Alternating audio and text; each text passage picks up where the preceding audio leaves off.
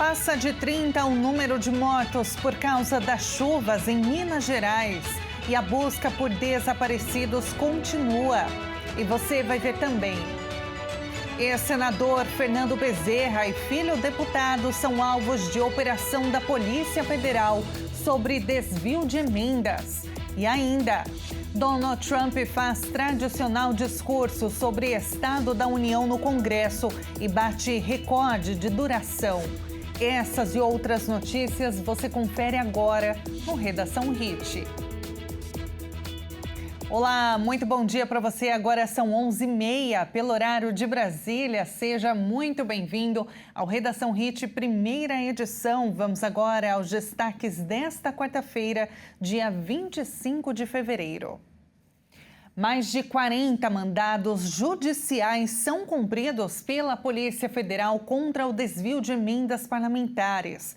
O ex-senador Fernando Bezerra Coelho e o deputado Fernando Filho são alvos de busca e apreensão.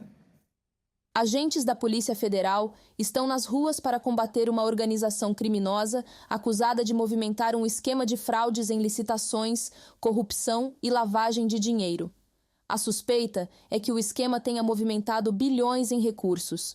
As forças de segurança cumprem 42 mandados expedidos pelo Supremo Tribunal Federal, nos estados de Pernambuco, Bahia, São Paulo, Goiás e no Distrito Federal. O ex-senador Fernando Bezerra Coelho e os filhos, o ex-prefeito de Petrolina, Miguel Coelho, e deputado federal Fernando Filho, estão entre os alvos da Operação Vassalos. A investigação aponta para a existência de uma organização composta por agentes públicos e privados, suspeita de desviar recursos públicos oriundos de emendas parlamentares, por meio do direcionamento de licitações para empresa vinculada ao grupo, com posterior utilização dos valores desviados no pagamento de vantagens indevidas e ocultação de patrimônio, envolvendo a Prefeitura de Petrolina, em Pernambuco. O plenário da Câmara dos Deputados aprovou o projeto de lei antifacção que prevê o aumento de penas pela participação em organização criminosa ou milícia. A proposta foi enviada pelo governo federal ao Congresso em outubro, mas houve alterações tanto na Câmara como no Senado. O texto final, agora, seguirá para a sanção do presidente Lula. O projeto estipula a tipificação de condutas comuns de organizações criminosas ou milícias privadas. A pena prevista é de reclusão de 20 a 40 anos em um crime categorizado como domínio social estruturado. O favorecimento. A esse domínio será punido com reclusão de 12 a 20 anos. Na Câmara, o projeto de lei antifacção foi chamado de Marco Legal de Enfrentamento do Crime Organizado. A maior parte das alterações feitas pelo Senado acabaram rejeitadas. Foram excluídas também a taxação de bets para a criação de fundo de combate ao crime organizado e mudanças na atribuição da Polícia Federal em cooperações internacionais. Nesta quarta, o presidente da Câmara, Hugo Mota, anunciou que a possível futura lei deverá ser batizada com o nome do ex-ministro, Raul Jungmann, que morreu no mês passado. Segundo o texto final, haverá restrições ao condenado por esses crimes, como proibição de ser beneficiado por anistia, graça ou indulto, fiança ou liberdade condicional. Ainda, os dependentes de quem se envolver com crime organizado não contarão com auxílio-reclusão se ele estiver preso provisoriamente ou cumprindo pena privativa de liberdade em regime fechado ou semiaberto, em razão de ter cometido qualquer crime previsto no projeto. As pessoas condenadas por esses crimes ou mantidas sob custódia, até o julgamento, deverão ficar obrigatoriamente em presídio federal de segurança máxima, se houver indícios concretos de que exercem liderança, chefia ou façam parte de núcleo de comando de organização criminosa, paramilitar ou milícia privada. E agora a gente fala sobre as fortes chuvas que atingem Minas Gerais e deixaram mais de 30 mortos em Juiz de Fora e em Ubá. As buscas atravessaram a madrugada e continuam nesta quarta-feira. Aumentou o número de mortos devido às fortes chuvas que atingiram Juiz de Fora e Ubá, na zona da Mata de Minas Gerais. Em Juiz de Fora, esse foi o fevereiro mais chuvoso desde que há registros, com 584 milímetros acumulados até o momento. E existe o alerta para mais chuvas. cerca de 3.000 pessoas tiveram que deixar suas casas, informou a prefeitura. Foi reconhecido o estado de calamidade no município. O governo de Minas Gerais informou que há um efetivo de mais de 550 integrantes do Corpo de Bombeiros, da Defesa Civil e das polícias militar e civil atuando nas cidades atingidas. O presidente em exercício, Geraldo Alckmin, disse nesta terça que o governo federal vai fazer um repasse de R$ 800 por cada pessoa desabrigada na zona da mata de Minas Gerais. Só em Juiz de Fora, a tragédia deixou mais de 20 mortos e pelo menos 40 desaparecidos na zona da Mata Mineira. Casas foram soterradas e os moradores relataram desespero. Esta moradora conta como foram os momentos de tensão antes da tragédia. Lívia mora em um bairro de Juiz de Fora afetado pelas fortes chuvas que atingiram a zona da Mata Mineira. Mas umas 8 horas da noite, a minha menina viu que estava descendo muita lama na água. Aí a gente já estava achando estranho de estar descendo aquela cor daquela água. Aí passou uns 10 minutos, chegou a notícia que tinha desabado tudo. Foi um pavor terrível. Chegamos aqui, não tinha luz, a luz estava apagando, fio. Muita gente que estava chorando, gritando, tentando ajudar. Os bombeiros ainda procuram por desaparecidos. Trata-se de 12 casas que foram soterradas. Então, um quantitativo grande de pessoas que estavam em suas casas à noite, no momento de chuva. Então, o trabalho aqui vai ser demorado, minucioso, e a gente vai estar se dedicando com minúcia até o final do evento aqui.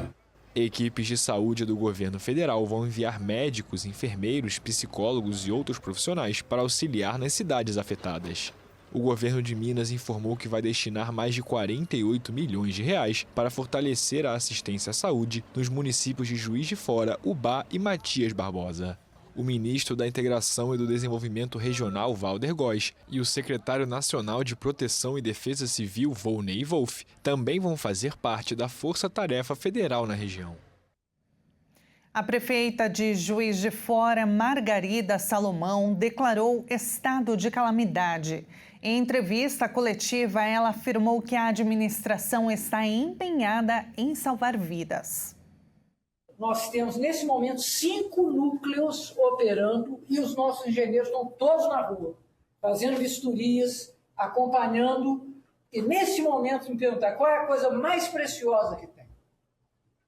É salvar vidas. Esse é o bem mais precioso que qualquer pessoa entende. Então, nós já recebemos manifestações importantes de solidariedade, ainda na madrugada. Recebemos notícias do Corpo de Bombeiros. O Corpo de Bombeiros disponibilizou mais 150 pessoas. Tem mais 150 bombeiros trabalhando nesse momento.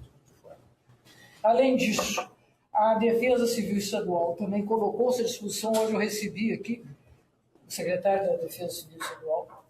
Recebemos um telefonema do presidente Geraldo Alckmin, presidente em exercício, colocando o governo federal à nossa disposição, e logo após recebi um telefonema do presidente Lula, que estava embarcando para lá dos Emirados Árabes, mas fez questão de dizer que ele está conosco. De fato, não só a defesa, 3 coisas importantes. Defesa Civil Nacional está se deslocando para cá, com recursos, com ajuda humanitária e com quadros técnicos para ajudar o nosso pessoal a fazer as vistorias, fazer os trabalhos da defesa.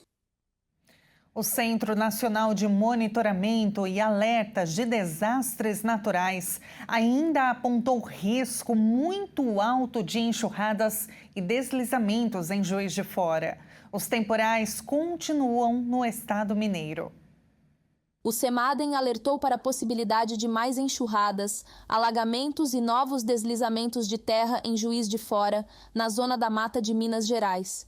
O aviso é por conta do solo encharcado e da previsão e continuidade da chuva forte nos próximos dias. A cidade foi a mais atingida pelos temporais desta semana, com mortes e centenas de desabrigados, e decretou estado de calamidade. Em todo o estado, os volumes devem seguir elevados, com alerta de grande perigo, também emitido pelo INMET. Segundo o Centro Nacional de Monitoramento e Alertas, é alta a possibilidade de permanência ou novas ocorrências de enxurradas, alagamentos em áreas de drenagem deficiente e inundações na região geográfica intermediária de Juiz de Fora, devido às atuais condições críticas da drenagem urbana.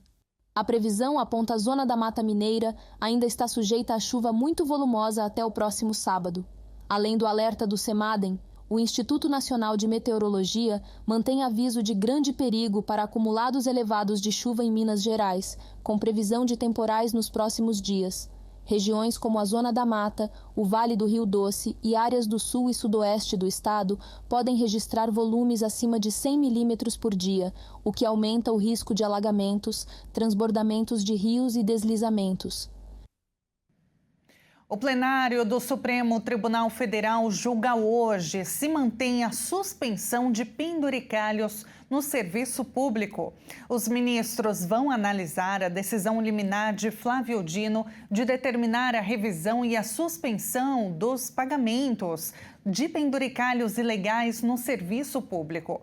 Há expectativa de que ocorra um pedido de vista, ou seja, mais tempo para analisar o caso.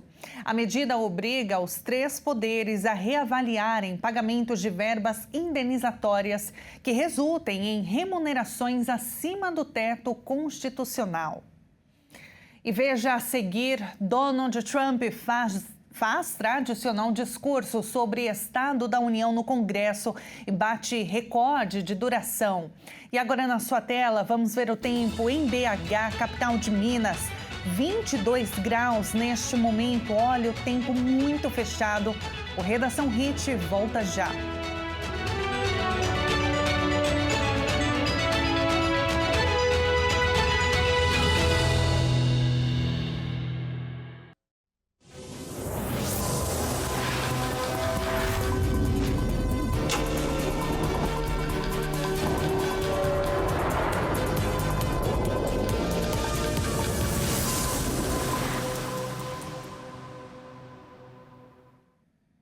E nós estamos de volta com o Redação Hit. Seja muito bem-vindo mais uma vez.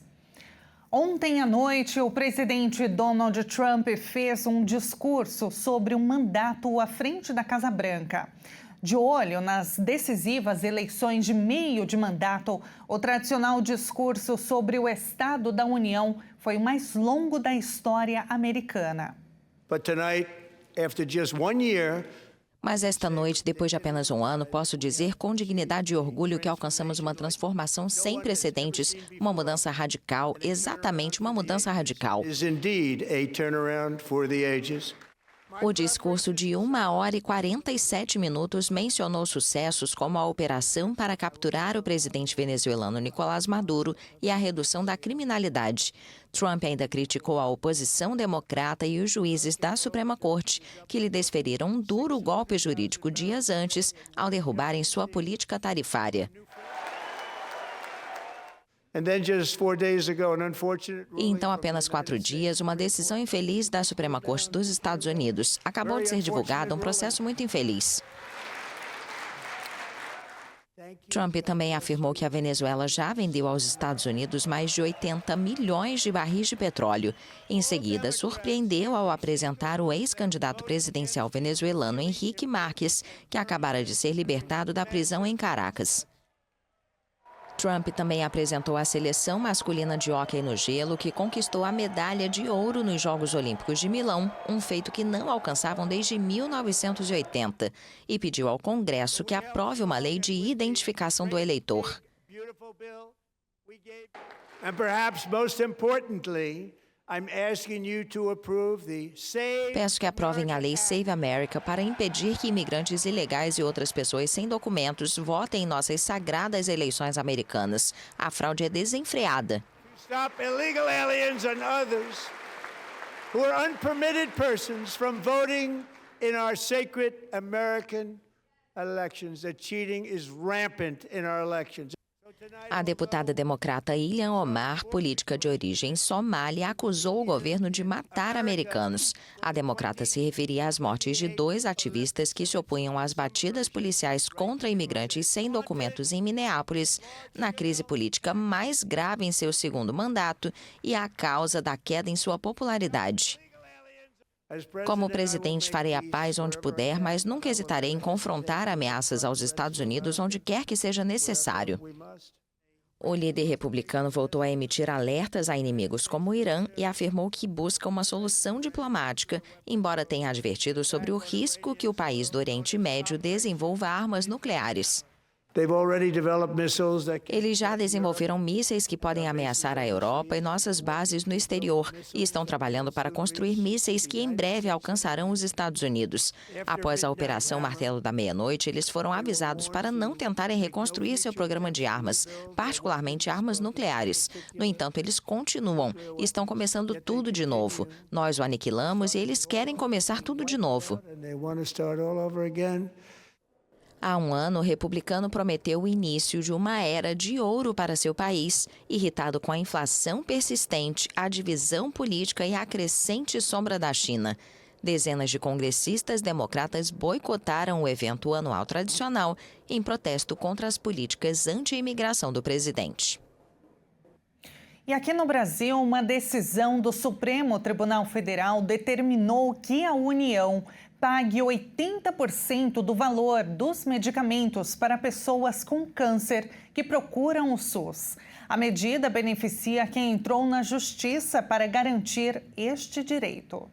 A homologação do acordo interfederativo feita na semana passada redefine o custeio de medicamentos oncológicos no Sistema Único de Saúde e fixa novas regras sobre qual ramo da Justiça deve julgar ações envolvendo esses tratamentos. O percentual vale para ações ajuizadas até 10 de junho de 2024 e a mudança de competência valerá apenas para ações ajuizadas após 22 de outubro de 2025, data de publicação da portaria que criou o AFIONCO.